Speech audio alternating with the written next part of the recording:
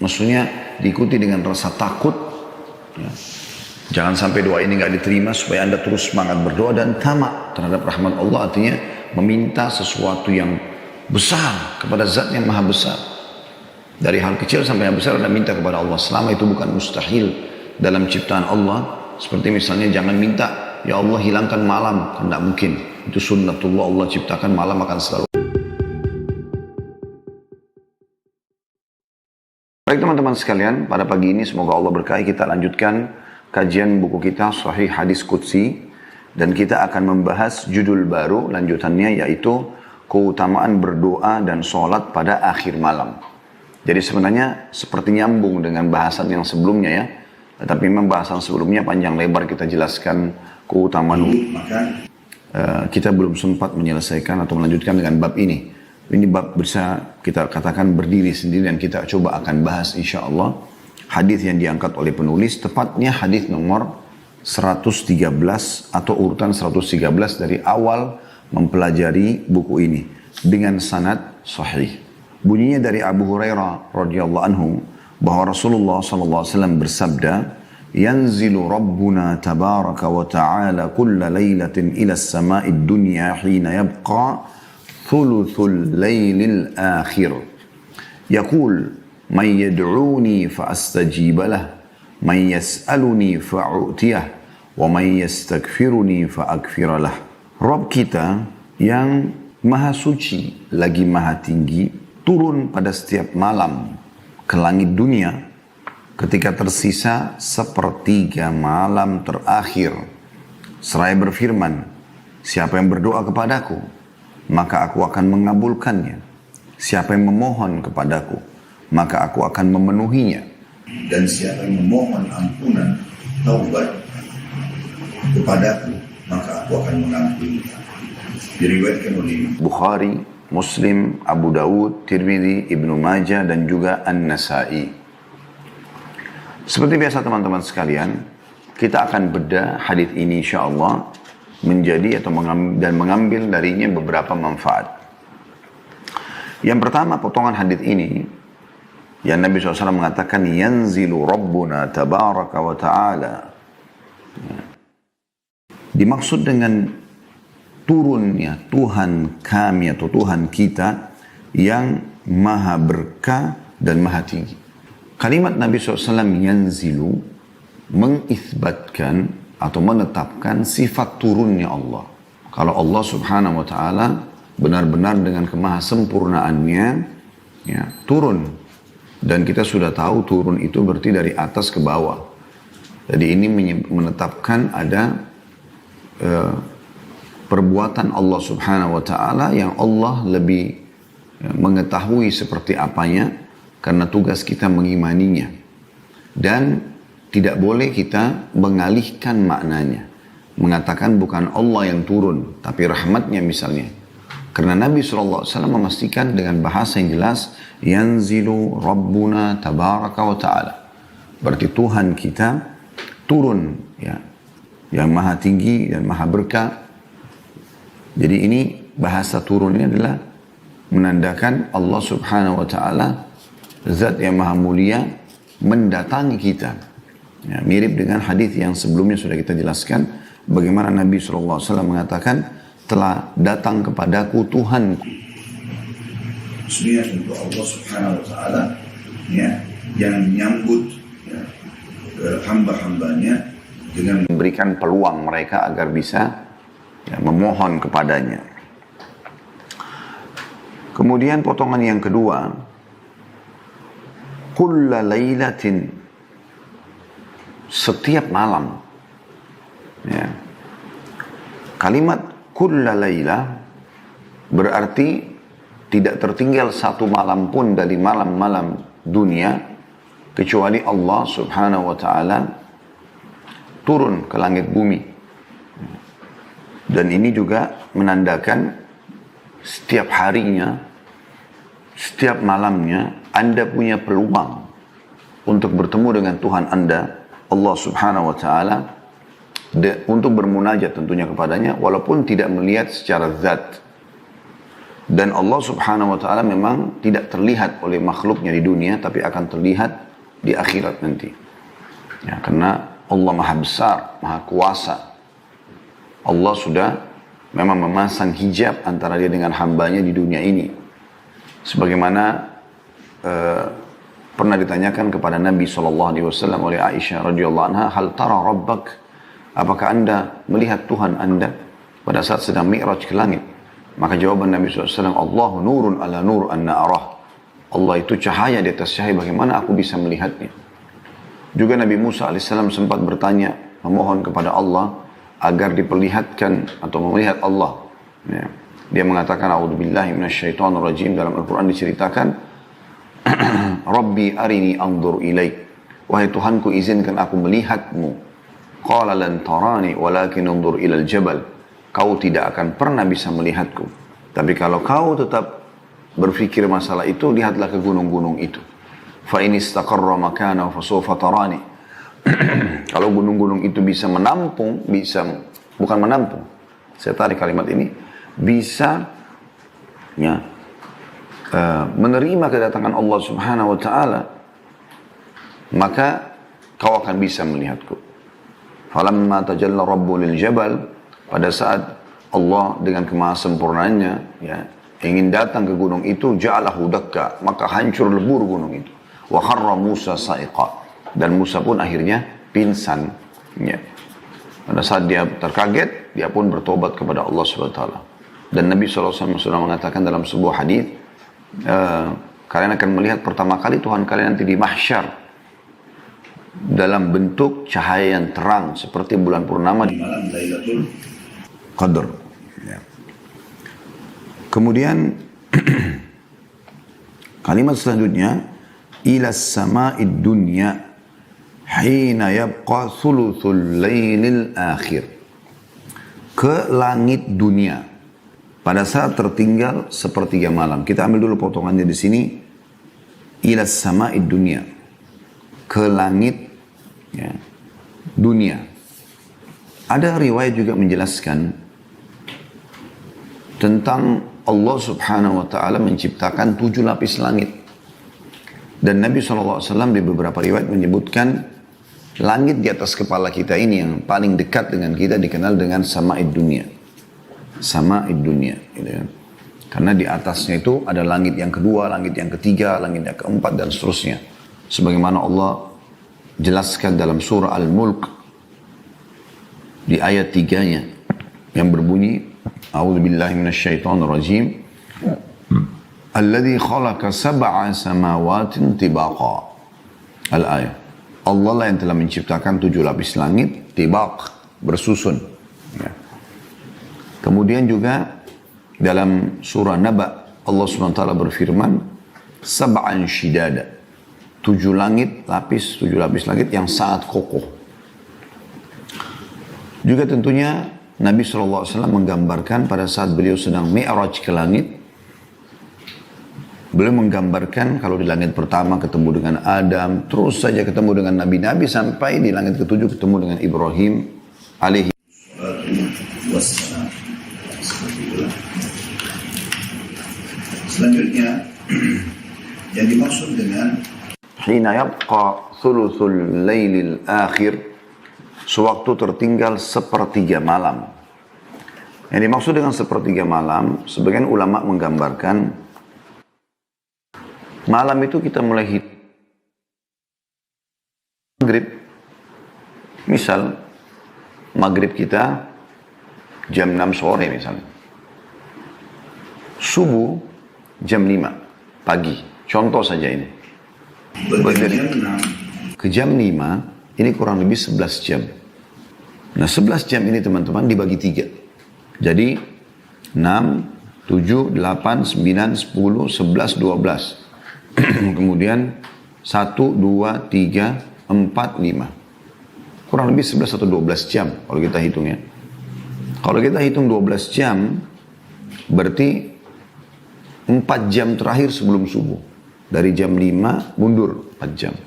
Ya. 5, 4, 3, 2. Mulai jam 2 atau jam 1 malam sudah masuk sepertiga malam. Lalu yang menjadi inti bahasan kita sebenarnya dari hadis ini adalah firman Allah Subhanahu wa taala, yaqul may yad'uni fa astajibalah. Siapa di saat ini mau meminta kepadaku supaya aku berikan kepadanya.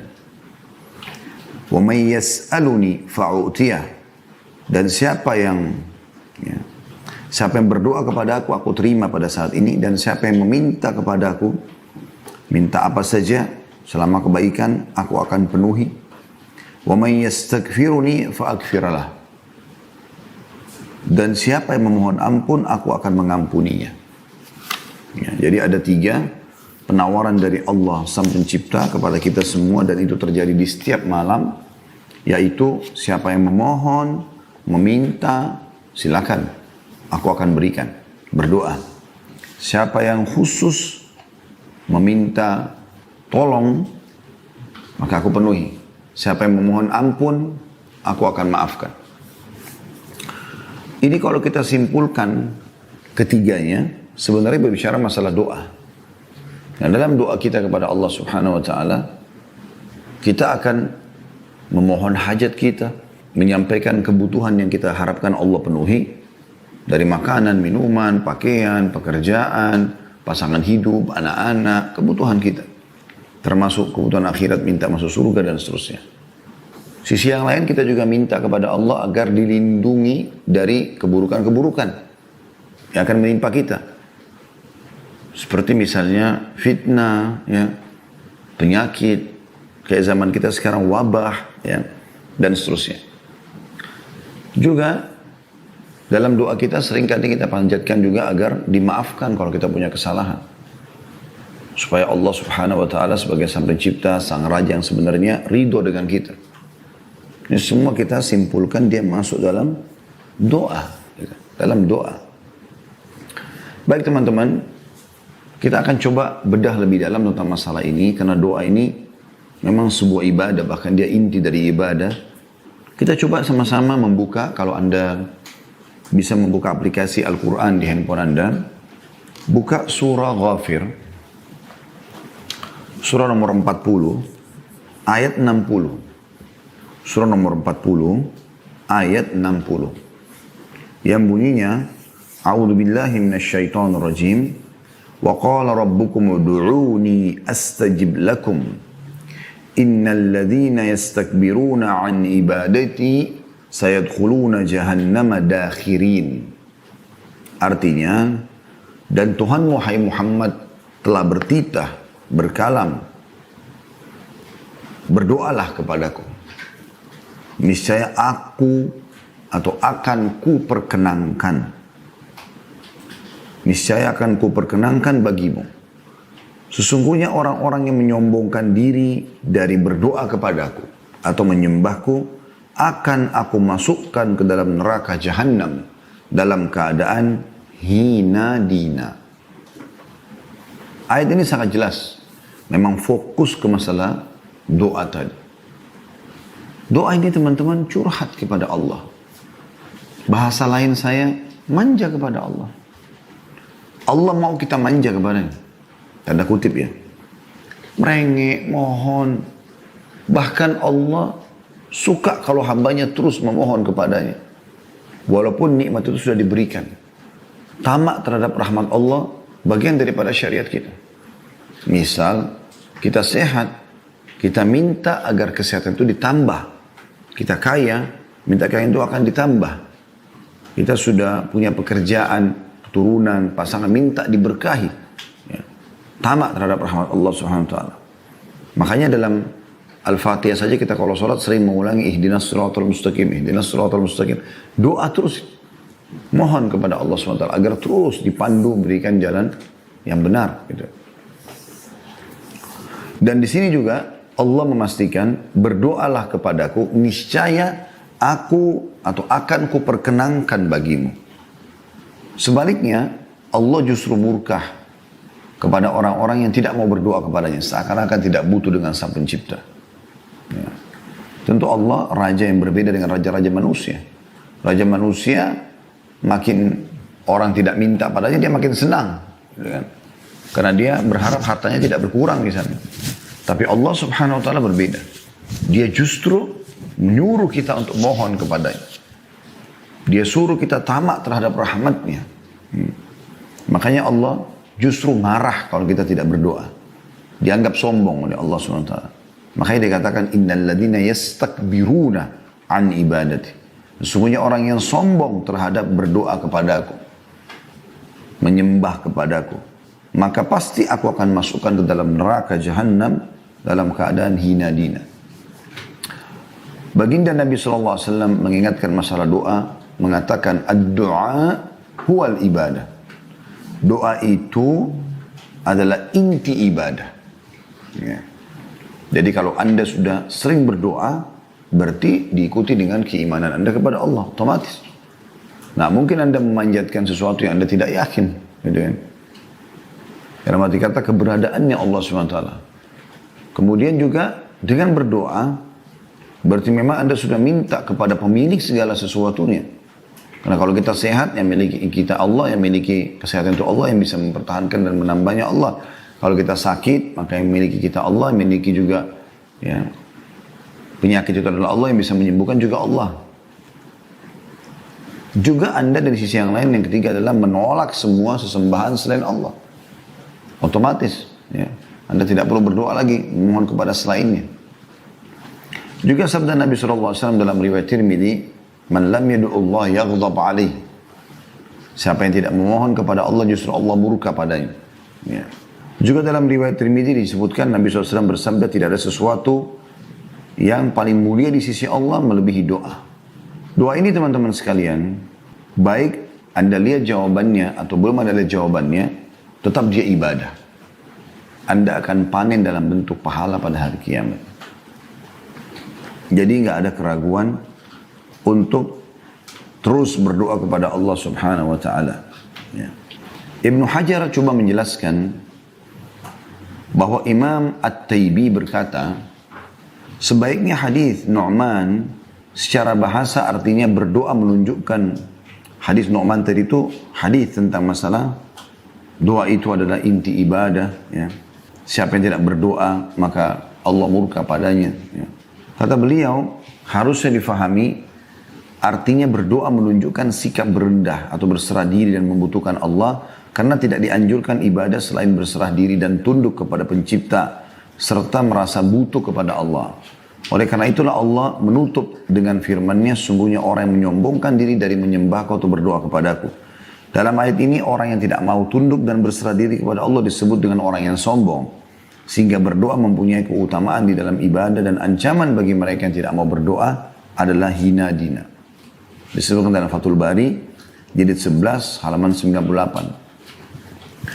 Ada hal yang perlu anda tahu dalam berdoa teman-teman, ada namanya tahapan berdoa. Rasulullah SAW bersabda, tidak seorang muslim pun di muka bumi ini berdoa pada Allah kecuali Allah akan menjawabnya. Gak ada doa yang anda panjatkan yang Allah tidak jawab. Akan tetapi, kata Nabi SAW, bisa melalui salah satu dari 3 tahapan atau 3 hal. 3 keadaan. Yang pertama, Allah berikan langsung di dunia seperti permintaannya. Misal, ya Allah sembuhkanlah aku, maka Allah sembuhkan. Ya Allah beri aku rezeki, tiba-tiba dapat rezeki. Ya. Allah langsung memberikan jawabannya. Atau, kata Nabi SAW, Allah hilangkan kesusahan yang menimpanya. Ya. Sampai Ibnu Qayyim rahimahullah menitikberatkan mengatakan, seseorang misalnya berdoa, ya Allah sembuhkanlah anakku. Lalu ia berkata, aku sudah berdoa selama 10 tahun tapi Allah belum berikan atau belum menerima. Ini kekeliruan, kata beliau. Karena bisa saja tanpa doa maka anak itu jadi lebih parah atau mati. Tetapi dengan doa kepada Allah yang Maha Pemurah, hilanglah musibah yang akan menimpahnya.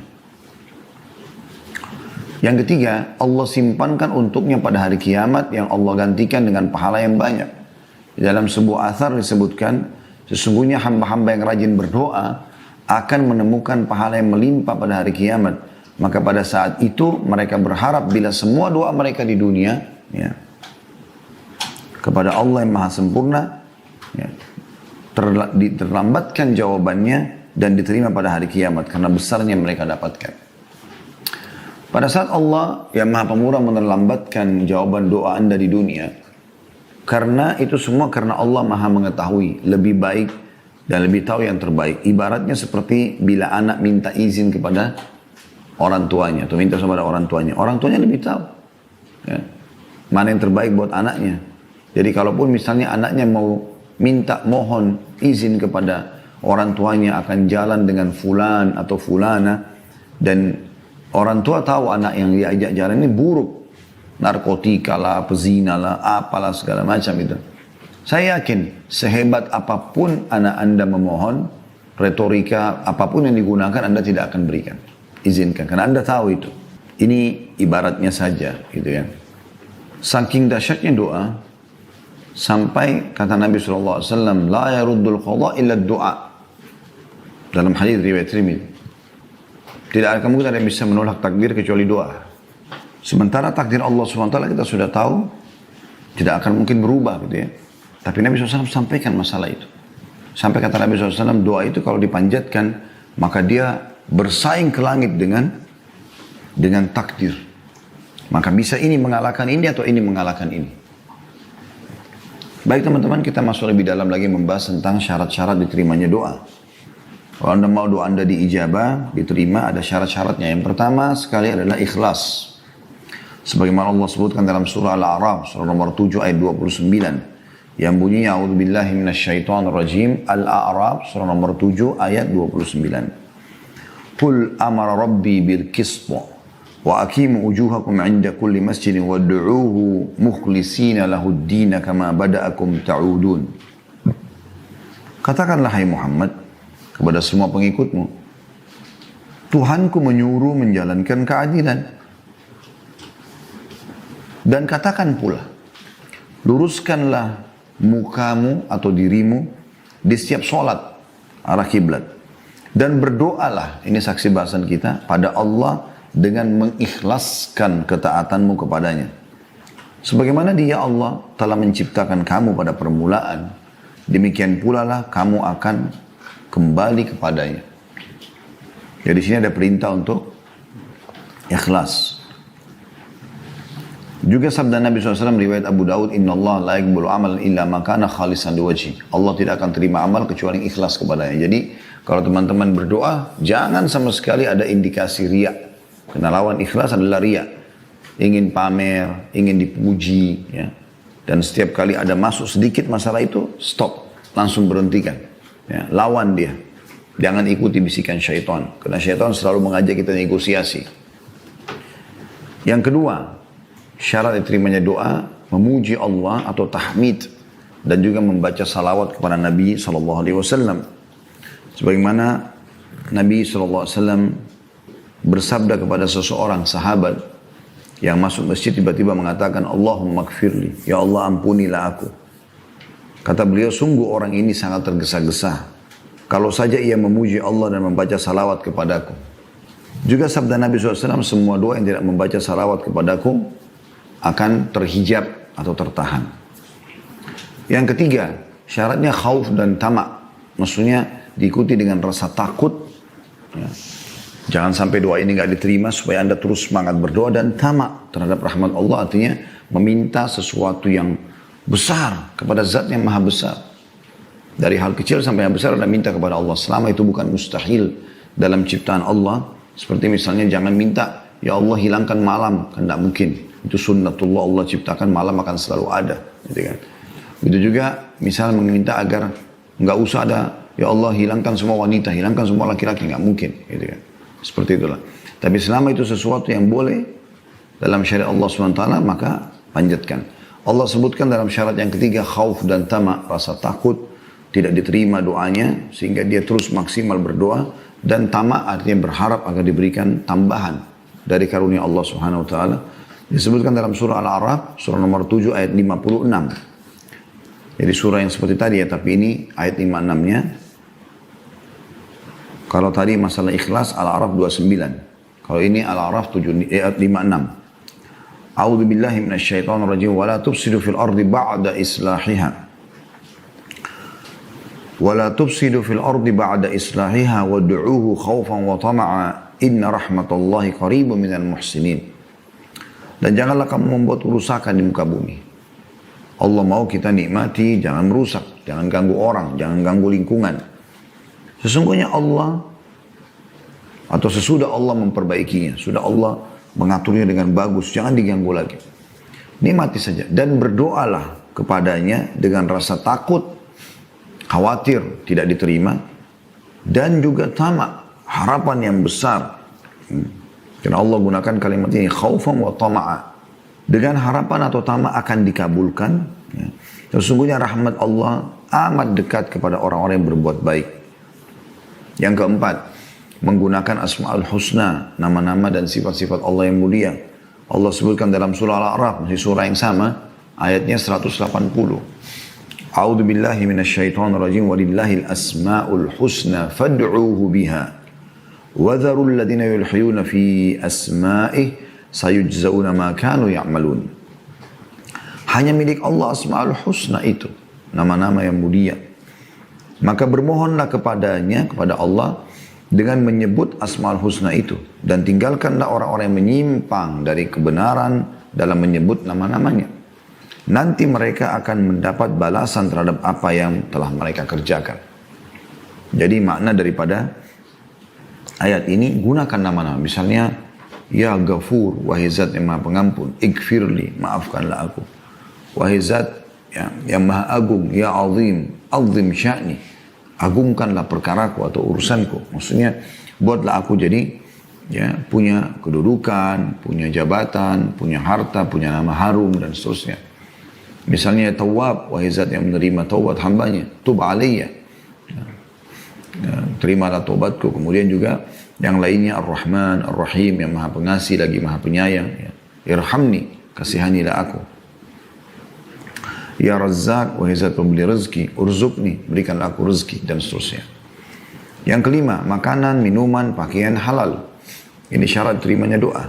Dalam sebuah hadits Bukhari, kata Nabi SAW, sesungguhnya ada seseorang yang memohon pada Allah dalam keadaan badannya kurus, kumuh, dan tidak menggunakan alas kaki. Tetapi bagaimana Allah menerima sementara makanan, minuman juga pakaiannya haram. Yang keenam, tidak meminta yang haram. Kalau tadi itu makanan, minuman, pakaian haram. Kalau ini tidak meminta yang haram. Nabi SAW bersabda, sungguhnya Allah itu suci, tidak menerima kecuali yang suci dan bersih. Inna Allah tayyibun la yakbalu illa tayyiba. Dan juga dalam hadis yang lain, Inna Allah jamilun yuhibbul jamal. Allah itu indah, sempurna, suka semua itu. Dan masuk dalam maknanya adalah tidak memohon yang haram, karena yang haram itu tidak suci. Yang ketujuh, syarat diterimanya doa adalah muslim. Adalah muslim, sebagaimana sabda Nabi SAW pada saat ada beberapa Yahudi yang lewat di hadapan beliau lalu mengatakan, Assalamualaikum, kematian buat kalian. Maka Aisyah marah sambil mengatakan, kematian untuk kalian, dan semoga Allah memberikan kalian laknat. Kata Nabi SAW, wahai Aisyah, pelan-pelanlah, alaiki birrifq, lembut aja. Kata dia, ya Rasulullah, tidak anda dengar apa yang mereka berdoa? Sampaikan. Kata Nabi SAW, tidak kau dengar bagaimana jawabanku? Sesungguhnya doa kita kepada Allah untuk mereka diterima, doa mereka kepada Allah untuk kita tidak diterima. Berarti kan ada masalah muslimnya di sini. Ulama hanya membatasi satu-satunya doa orang kafir yang diijabah adalah kalau dia terzalimi. Di saat itu, diterima doanya kalau dia terzalimi. Sebagaimana dalam hadis Bukhari, Mu'adz bin Jabal radhiyallahu anhu pada saat diutus ke Yaman untuk berdakwah, maka di saat itulah Nabi alaihi salatu wassalam mengingatkan, wattaqi da'watal mazlum fa inna laysa bainahu wa bainallahi hijab. Hati-hati kamu dengan doanya orang-orang terzalimi. Sebab yang didakwai sebenarnya orang kafir oleh Mu'adz bin Jabal. Karena sungguhnya tidak ada hijab antara dia sama Allah. Yang kedelapan, tidak tergesa-gesa. Rasulullah SAW mengatakan, yustajabu li ahadikum malam ya'jal, pasti diterima doa seseorang di antara kalian selama tidak tergesa-gesa. Para sahabat bertanya, wa kaifa ya'jal ya Rasulullah? Bagaimana cirinya orang yang tergesa-gesa itu? Kata Nabi SAW, yaqulu da'autu wa lam yustajabu li fatarakat doa. Dia mengatakan, aku sudah berdoa dan belum melihat jawabannya, maka dia meninggalkan doa setelah itu. Jadi masuk dalam masalah tergesa-gesa sini, kata sebagian ulama adalah tidak terburu-buru dalam mengucapkan doa yang penuh dengan harapan, dan tidak terburu-buru dalam menunggu jawabannya. Sabar gitu. Ya. Ada prosesnya. Yang kesembilan, memaksimalkan tempat dan waktu diterimanya doa. Seperti di wilayah Haram Mekah, ya. Ada multazam antara Hajar Aswad dengan pintu Ka'bah. Semoga Allah SWT nanti mudahkan kita kembali umrah dan haji insyaAllah. Kemudian meminum air zam-zam, ya. Kemudian di Arafah pada saat lagi haji, itu tempat misalnya. Kemudian waktu sepertiga malam, sebagaimana dalam bahasan hadis kita, pada saat sujud, ya. Kemudian sebelum salam akhir, pada saat berpuasa, ya. Baik itu sementara puasa ataupun pada saat nanti menjelang buka puasa, sebagaimana insya Allah kita juga akan masukin sebentar lagi Ramadan. Semoga Allah mudahkan insya Allah dan berkahi waktu dan juga ya, ibadah kita. Kemudian musafir, pada saat hujan sedang turun, sedang berkecamuk peperangan antara azan dan iqamah, dua orang tua untuk anaknya, anak soleh untuk orang tuanya, doa setiap muslim untuk muslim yang lain, dan akhir waktu asar pada hari Jumat. Nah, ini kurang lebih yang disebutkan dalam riwayat-riwayat. Kalau tertinggal sepertiga malam, hadis tadi yang sudah kita sebutkan. Saat sujud adalah hadis Nabi SAW riwayat Bukhari, aqrabu abdu ila rabbih wa huwa sajid. Ya. Fa aktsiru fihi du'a. Paling dekatnya seorang hamba dengan Allah pada saat dia sujud, berbanyak doa. Ya. Kemudian sebelum salam akhir, setelah Nabi SAW ajarkan doa-doa sebelum salam, beliau mengatakan setelah itu, falyadu'u ma yasha', boleh orang berdoa apapun yang dia inginkan. Berpuasa, ya. Dan juga musafir digabungkan dalam hadis. Ya. Sebenarnya orang puasa juga ada riwayat sendiri. Kata Nabi SAW, sesungguhnya orang yang puasa ya, memiliki waktu yang diijabah oleh Allah Subhanahu Wa Taala. Riwayat lain menjelaskan pada saat menjelang buka puasa, tapi umumnya mulai dia puasa ya, dari setelah pas sahur sampai menjelang buka puasa semuanya waktu mustajab.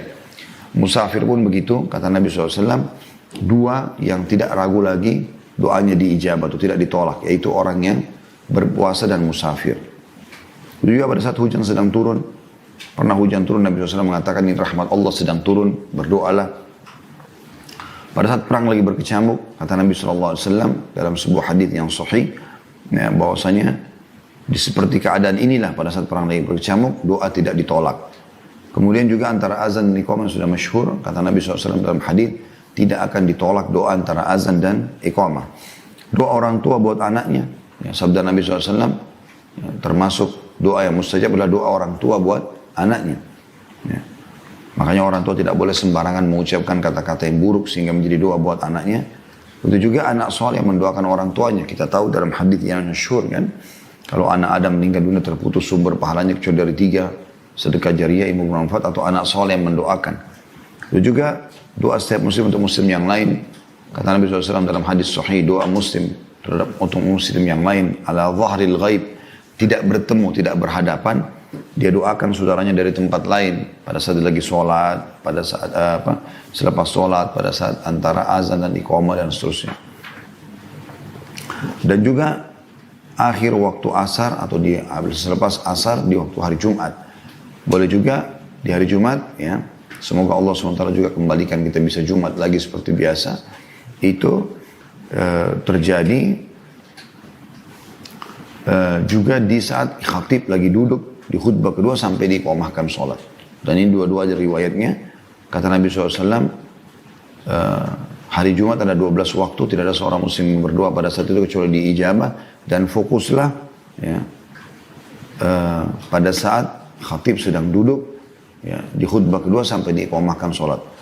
Riwayat lain, Jumat itu 12 waktu, ya, atau seperti itu lafadznya. Saya tidak terlintas sekarang tepat lafadznya, tapi Nabi SAW mengatakan bahwasanya ya, waktu mustajab ya, di hari Jumat itu adalah selepas asar sampai terbenam matahari.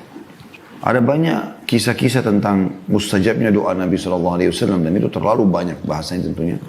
Tapi diantaranya pernah ada seseorang datang kepada Nabi SAW, Nabi lagi khutbah Jumat, kemudian orang ini tiba-tiba teriak-teriak mengatakan, ya Rasulullah dari luar masjid. Maka Nabi SAW mengatakan, malak, ada apa dengan kamu? Lagi khutbah, dia berhentikan khutbah. Orang lagi hening mendengarkan khutbah Nabi SAW. Maka dia mengatakan, telah terputus jalan-jalan, mati hewan-hewan ternak kami, bahkan kering, kami pun tidak bisa minum, tidak bisa masak segala macam. Tidak ada air. Mohonlah kepada Allah, seakan-akan dia mau mengatakan, mumpung anda di atas mimbar, mohon kepada Allah supaya turun hujan. Maka kata Anas bin Malik perawi hadits ini, radhiyallahu anhu, pada saat itu saya melihat ke langit karena masjid Nabi itu tidak ada atapnya, langit seperti kaca, nggak ada awan. Kalau tidak ada awan, tidak hujan, karena air dibawa oleh awan dengan hikmah Allah turunlah hujan dari situ. Semana Allah sebutkan dalam ayat-ayat Al-Quran. Dan kita sudah tahu prosesnya memang seperti itu. Maka kata Anas bin Malik, Nabi SAW pun berdoa dengan mengucapkan 2 kali, Allahumma agithna, Allahumma agithna. Ya Allah berikanlah kami hujan, berikanlah kami hujan. Maka tiba-tiba kata Anas bin Malik, belum khutbah Nabi SAW selesai, kecuali Madinah sudah dipenuhi dengan awan-awan yang gelap, lalu turunlah hujan lebat. Dan kami tidak melihat matahari selama sepekan. Jumat setelahnya datang orang yang sama lagi dari luar masjid mengucapkan lagi kalimat yang sama. Ya Rasulullah, ya Rasulullah. Kata Nabi SAW, ada apa lagi? Dia mengatakan, ya Rasulullah, terputus jalan-jalan kami. Hewan-hewan kami bisa binasa, kami pun bisa binasa. Karena ini banjir sekarang, hujan terus. Mohon kepada Allah agar diberhentikan. Maka ini salah satu mukjizat Nabi SAW. Beliau pun berdoa, ya Allah jadikanlah hujan ini kebaikan buat kami, bukan masalah buat kami. Ya Allah alirkanlah air hujan ini ke, dari gunung, ke lembah-lembah, dan ke tempat-tempat tumbuhnya pohon-pohon gitu kan. Supaya ada resapan gitu ya. Lalu Nabi SAW kata Anas bin Malik menunjuk ke awan-awan yang ada di atas kota Madinah, dan tidak ada satupun awan ditunjuk oleh Nabi SAW kecuali bubar. Artinya tidak ada lagi awan pada saat itu. Kalau Allah menerlambatkan doa hamba, bisa karena cinta Allah kepadanya. Dalam sebuah riwayat dikatakan, sungguhnya bila Allah mendengar doa yang indah dari hambanya, maka ia pun menerlambatkan jawabannya, agar hamba tersebut tetap dalam doanya. Allah itu sangat sayang dengan kita. Allah nggak mau kita mengembalikan atau dikembalikan tangan kita dalam keadaan kosong. Sebagaimana dalam hadis Bukhari juga dijelaskan, Allah malu mengembalikan tangan hambanya yang sudah diangkat ke langit dalam keadaan kosong. Allah SWT berikan, bukan tidak berikan. Bahkan banyak orang mungkin yang tidak menyadari kalau Allah sudah berikan kepada dia. Ya, cuma memang melalui prosesnya, ada tahapannya. Yang penting teman-teman sekalian, doa jangan pernah putus asa. Jangan pernah batasi doa itu. Kisah masyhur Nabi Zakaria alaihissalam, bagaimana beliau berdoa selama 70 tahun agar diberikan keturunan dari umur 30 sampai 100 tahun. Anda bisa baca dalam surah Maryam tentunya ya. Surah nomor 19 ya, ayat 1 sampai ayat 10 ya. Bagaimana Allah menggambarkan Nabi Zakaria berdoa terus sampai dia sudah tua, maka Allah berikan ijabah. Begitu juga Allah jelaskan tentang Nabi Zakaria ini dalam surah Al-Anbiya, surah nomor 21 ayat 89 sampai 90. Juga dalam surah Al-Imran, surah nomor 3 ayat 38 sampai 41. Al-Imran, surah nomor 3 ayat 38 sampai 41. Nah, ini sudah sering saya ulangi sebenarnya, termasuk dalam majelis kita tentang kisah Nabi Zakaria. Anda pun bisa kembali ke judul ceramah kami, Dahsyatnya Doa. Dan beberapa poin ini saya bacakan dari makalah atau PowerPoint yang saya susun tentang masalah dahsyatnya doa itu. Begitu juga dengan Nabi Ayyub alaihissalam yang sudah diuji oleh Allah Subhanahu wa taala dengan beragam macam ujian. Dia bahagia selama 20 tahun. Tidak ada cobaan berat dalam hidupnya. Dia gagah, dia nabi, dia dianggap sebagai tokoh masyarakat di kaumnya. Dakwanya diterima. Istrinya cantik, subur, sampai melahirkan 12 anak laki-laki. Semua anaknya tampan-tampan, pintar-pintar. Ternaknya banyak sekali. Ya, kebunnya juga subur. Ya. Tapi subhanallah, kuasa Allah SWT, Allah datangkan setelah 20 tahun cobaan. Maka Allah buat di hari pertama Nabi Ayyub alaihissalam yang segar, yang kuat, tiba-tiba kena penyakit yang kita sudah tahu. Ya, pada saat itu diuji oleh Allah SWT penyakit kulit sehingga menular dan orang semua menjauh kecuali istrinya. Kemudian yang hari kedua Allah matikan semua anaknya yang lagi makan di sebuah ruangan, lalu Allah rubuhkan bangunannya, mati semua tiba-tiba.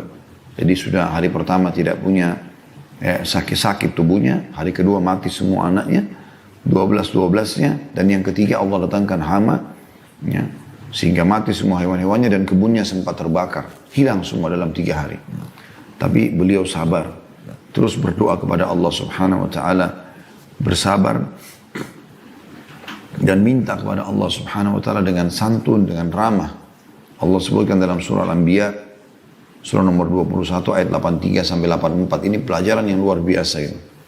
Allah berfirman, A'udzu billahi minasyaitonir rajim, wa ayyuba idh nada rabbahu anni massani ad-dur wa anta arhamur rahimin. Dan ingatlah kisah Ayyub pada saat dia mohon kepada Tuhannya, ya, bahwasanya saya telah ditimpa cobaan penyakit ini dan Kau Zat yang Maha Penyayang. Dan ini doa beliau sampaikan setelah 20 tahun diuji. Sabar. Ya. Sampai waktu sudah 18 tahun berlalu, istrinya sempat bertanya, mengatakan, wahai Ayyub, mintalah kepada Allah, tidak usah minta, mohon kepada Allah agar diberikan anak lagi, jadi kaya lagi. Anda sembuh aja biar bisa berdakwah. Maka Nabi Ayub bertanya pada istri, berapa tahun kita bahagia? Kata istrinya 20 tahun. Berapa lama kita sekarang melalui cobaan? Kata istrinya 18 tahun. Kata Nabi Ayub, saya masih malu minta sama Allah. Maka setelah itu dia minta kepada Allah setelah 20 tahun dan dia mengucapkan kalimat yang mulia ini. Dan ingatlah ketika Ayub memohon kepada Tuhannya bahwasanya saya ditimpa penyakit, bukan dia bilang, ya Allah sudah 20 tahun sembuhkan saya. Enggak, dia mengatakan, wa anta arhamur rahimin. Dan Kau Zat yang Maha Penyayang. Maksudnya terserah, mau sembuhin saya iya, kalau enggak juga enggak ada masalah. Tapi Kau Zat yang Maha Penyayang, pasti Kau tahu kebutuhanku. Maka Allah mengatakan, fastajabna lahu wa kashafna ma bihi min dur. Maka kami terima permintaan dia dan kami angkat penyakitnya. Apakah dengan begitu saja? Tidak. Kalau Anda menikmati prosesnya dan Anda sabar, yang terjadi adalah dikatakan wa atainahu ahlahu wa mithlahum ma'ah. Dan pada saat itu kami berikan, kami kembalikan keturunannya, kami buat lagi, maksudnya di sini kata sebagian ulama tafsir, kami kembalikan keluarganya kepadanya, maksudnya buat istrinya hamil, melahirkan anak, laki-laki lagi, dikatakan wa mithlahum ma'ah. Dan kami lipat gandakan bilangan mereka. Tadi anaknya 12 jadi 24. Tadinya hartanya melimpah jadi miskin. Tiba-tiba penyakitnya sembuh. Kemudian masyarakatnya datang gembira karena Nabi Ayub sudah sembuh. Mereka menghibahkan harta-harta kepada Nabi Ayub. Nabi Ayub menjadi lebih kaya dari sebelumnya, dari 20 tahun yang lalu, dalam seketika, dalam sehari. Lalu istrinya pun dengan hikmah Allah SWT terlihat tanda hamil, lalu melahirkan anak double dari jumlah yang sebelumnya. Allah mengatakan, setelah mengatakan wa mithlahum ma'ahum, dan kami lipat gandakan bilangannya, rahmatan min indina, sebagai rahmat buat kami, wa dzikra lil abidin, dan peringatan bagi hamba-hamba. Gitu kan? Juga Nabi Yunus alaihissalam yang masyhur, setelah dia meninggalkan wilayah Nainawa, kemudian dia coba mencari lokasi dakwah lain, padahal sebenarnya dia keliru pada saat itu, karena dia harusnya bersabar. Yang terjadi adalah akhirnya Allah SWT masukkan dia ke dalam perut ikan paus, dan Allahu alam berapa lama dia di sana. Tapi setelah itu dia berdoa kepada Allah Subhanahu Wa Taala. Dia berdoa kepada Allah SWT dan Allah ijabah dia. Bahkan saking tulusnya Nabi Yunus berdoa kepada Allah pada saat itu dan mengakui kesalahannya, mengatakan la ilaha illa anta subhanaka inni kuntu minadh dhalimin. Ya, tidak ada Tuhan yang berhak disembah kecuali Engkau, Maha Suci Engkau, aku termasuk orang-orang zalim. Kata Nabi SAW, tidak ada seorang pun yang berdoa menggunakan apa yang diucapkan oleh Yunus ini kecuali diijabah. Dalam surah Al-Anbiya disebutkan kisahnya, surah nomor 21 ayat 87 sampai 88. A'udzu billahi minasyaitonir rajim, wa dhannuni idh dhahaba mughadiban fa dhanna an lan naqdira alayhi fanada fi dhulumati an la ilaha illa anta subhanaka inni kuntu minadh dhalimin fastajabna lahu wa najjaynahu minal gham wa kadzalika nunjil mu'minin. Dan ingatlah kisah Zannun atau Yunus, ketika ia pergi dalam keadaan marah kepada kaumnya karena tidak mau menerima dakwanya, lalu ia menyangka bahwa kami tidak akan mempersempit atau menyulitkannya. Dia pikir itu boleh, Allah tidak hukum dia, padahal sebenarnya Allah akan marah sama dia. Kenapa tinggalin lokasi dakwah sebelum ada perintah, walaupun niatnya baik. Maka ia menyeru dalam keadaan yang sangat gelap di perut ikan, ya, bahwa tidak ada Tuhan selain Engkau, Maha Suci Engkau. Sesungguhnya aku termasuk orang-orang yang berbuat zalim. Itu ayat 87-nya Al-Anbiya. Ayat 88-nya maka kami perkenankan doanya dan menyelamatkannya dari kedukaan itu, dan demikianlah kami selamatkan orang-orang beriman. Surah Yunus juga disebutkan tentunya dalam surah Shaffat yang masyhur, surah nomor 37 ayat 139 sampai 148, ya. Itu disebutkan kisah Nabi Yunus, kurang lebih mirip seperti tapi lebih terinci sedikit, ya. Surah Shaffat surah nomor 37 ayat 139 sampai 148. Ibnu Qayyim berkata rahimahullah berhubungan dengan masalah doa ini, perumpamaan hamba yang belum Allah Maha Tinggi beri jawaban doanya seperti seorang anak yang ibunya sedang marah padanya, lalu ibunya mengusirnya keluar rumah dan menutupkan pintu rumah untuknya. Kira-kira apa yang akan dilakukan si anak tadi? Tanda tanya. Apakah ia lalu pergi atau meminta maaf dan memohon pada ibunya agar dibukakan pintu lagi? Tentu Anda sudah tahu jawabannya. Yang pasti kata beliau, si anak akan terus minta maaf dan memohon pada ibunya agar dimaafkan dan dibukakan lagi pintu. Dan ketahuilah, saat si anak terus memohon, maka hati sang ibu tersentuh dan tidak tega bila tidak memaafkan dan membukakan pintu lagi untuknya. Yakinlah Allah Maha Pengasih, jauh lebih pengasih dari ibumu. Maka bila belum kelihatan jawaban doa, maka lebih giatlah dalam berdoa lagi. Teman-teman sekalian, banyak sekali doa-doa pilihan dan ini saya sarankan teman-teman hafal doanya. Di antaranya pernah seseorang ya berkata kepada Nabi SAW, ya Rasulullah, doa udah terlalu banyak. Saya juga ingin doa yang bisa mendapatkan semua kebaikan. Bisa nggak Anda pandu?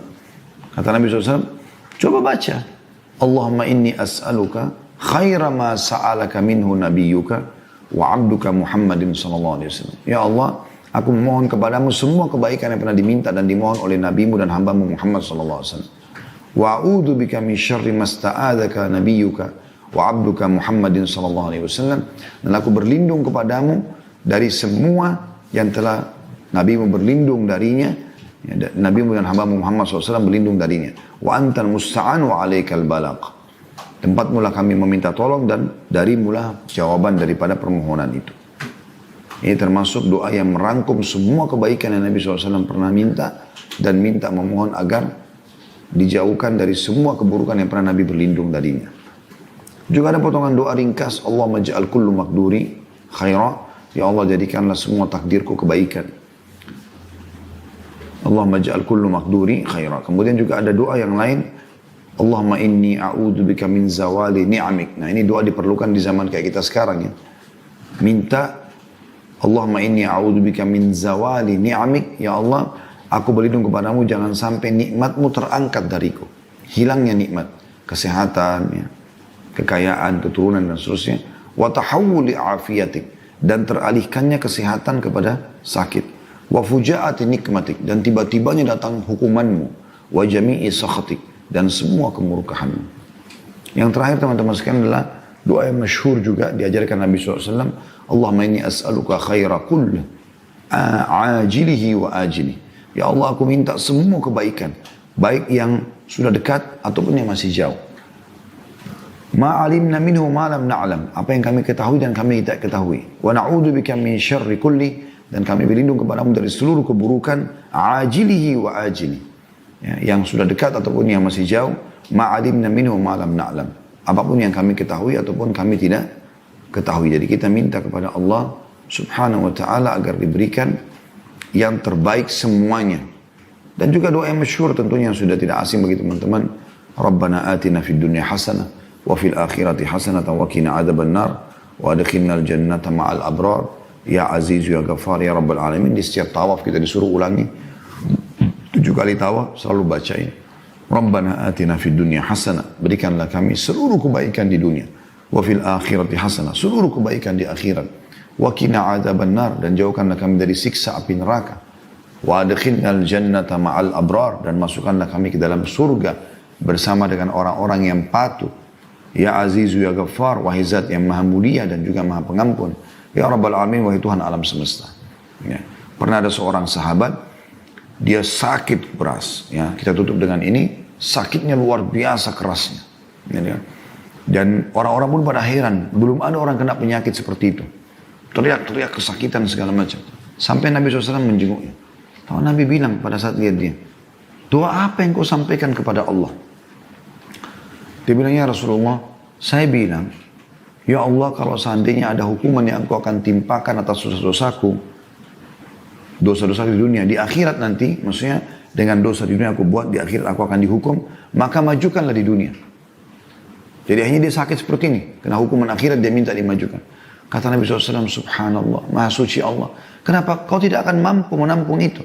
Kenapa kau tidak baca Rabbana atina fid dunya hasanah, wa fil akhirati hasanah wa qina adzabannar? Itu yang kau minta kebaikan. Termasuk kebaikan dimaafkan kesalahanmu.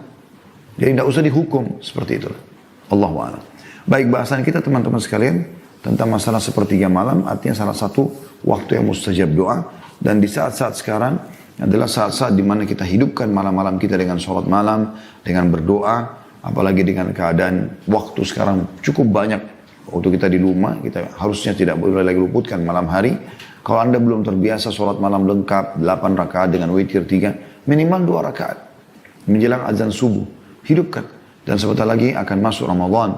Walaupun misalnya kita belum bisa tarawih di masjid, kita bisa tarawih di rumah, yang merupakan sholat malam yang dimajukan.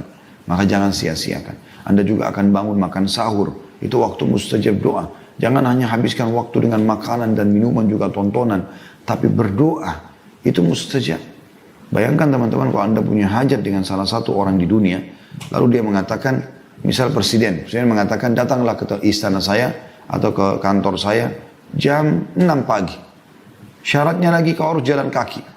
Bawa ini dan itu. Maka saya akan kasih apa yang kau minta. Misal dia mau minta dibebasin tanahnya, dia mau minta dikasih jabatan. Saya yakin orang akan berbondong-bondong ke situ. Subhanallah.